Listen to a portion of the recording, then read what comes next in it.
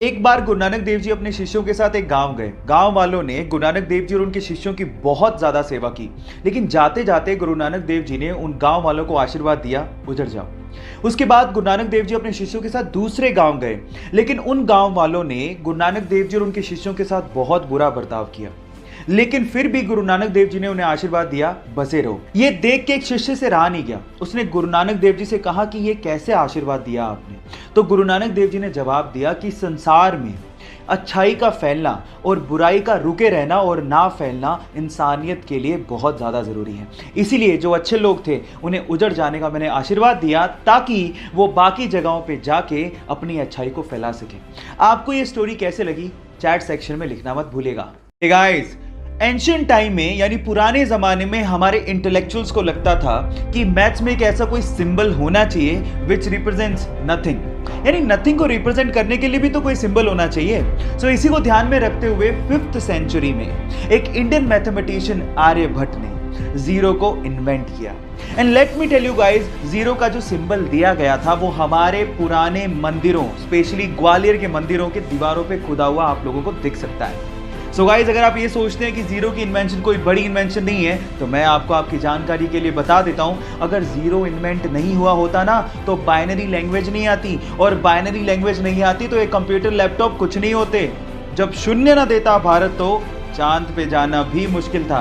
क्या आपको पहले से बात पता थी? और नहीं पता थी तो चैट सेक्शन में लिखना मत भूलिएगा।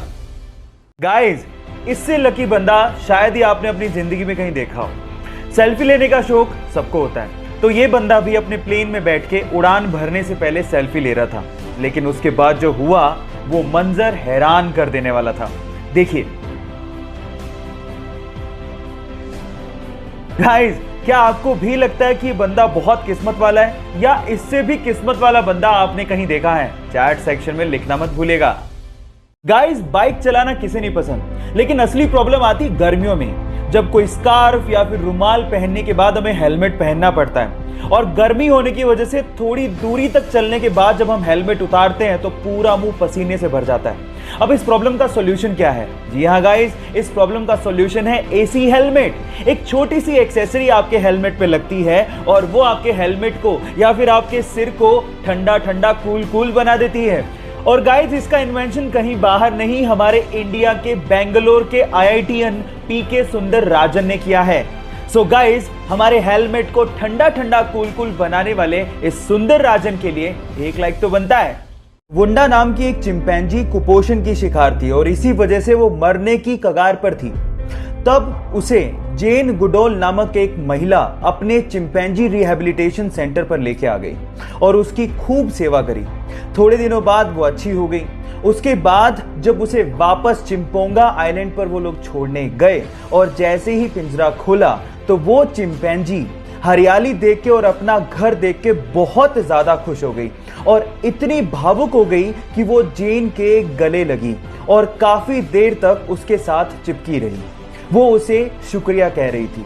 गाइस, अगर इंसानों को अपना अस्तित्व बचाना है तो हमें इन जानवरों को, पशु पक्षियों को, प्रकृति को बराबर का दर्जा देना होगा और उनकी केयर करनी होगी, तभी हम बच पाएंगे।